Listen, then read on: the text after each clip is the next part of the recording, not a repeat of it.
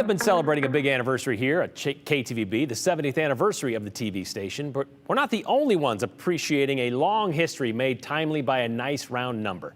Pink Floyd and Dark Side of the Moon, all you Pink Floyd fans out there, the album turns 50 this year, and it's the best-selling album of the 70s. It sold 45 million copies worldwide, and now the College of Southern Idaho has a whole new way to experience it. Andrew Bartline talked to the CSI Planetarium manager today. Harrod Planetarium, I believe, is the name of that place. And they have a new show which is just directly for Pink Floyd fans. Yeah, and it's about this album very specifically, hence the 50th anniversary, so no surprise there. That Dark Side of the Moon album, with their 50th anniversary, Pink Floyd released a show specifically for planetariums across the world, and it's called 50 Years in a Heartbeat, but venues have to apply for the show and then get approved for it. The only place in Idaho to see it, it's down in Twin Falls at CSI's Planetarium. Pink Floyd has kind of always been tied with planetariums. Back in '73, when they released the album, they had a deal at the London Planetarium.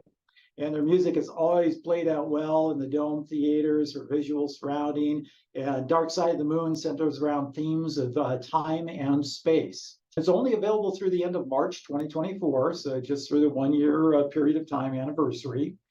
And we were fortunate enough to apply and be one of the planetariums selected to run this program. What was that application process like? Was it pretty robust, or you guys just throw your name in the ring and cross your fingers?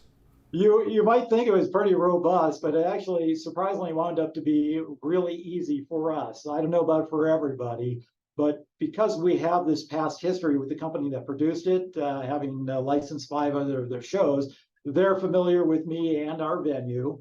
Yeah, what is that difference of seeing something like this in a planetarium rather than, like, there's a trailer online, and obviously this is just my little laptop screen. What really is the difference?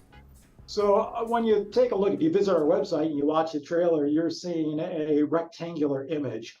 Well, the planetarium is a domed environment. So you've got this dome screen. You're sitting in the midst of it. It surrounds you. So there are scenes out in the solar system in the show. You're around Jupiter or Saturn, and you've got the stars around you. There's a segment in it, one of the songs, you're flying through the rings of Saturn. So the rings of Saturn are composed of all kinds of icy chunks and rocky bits and everything. So when you're flying through these things are literally coming past you.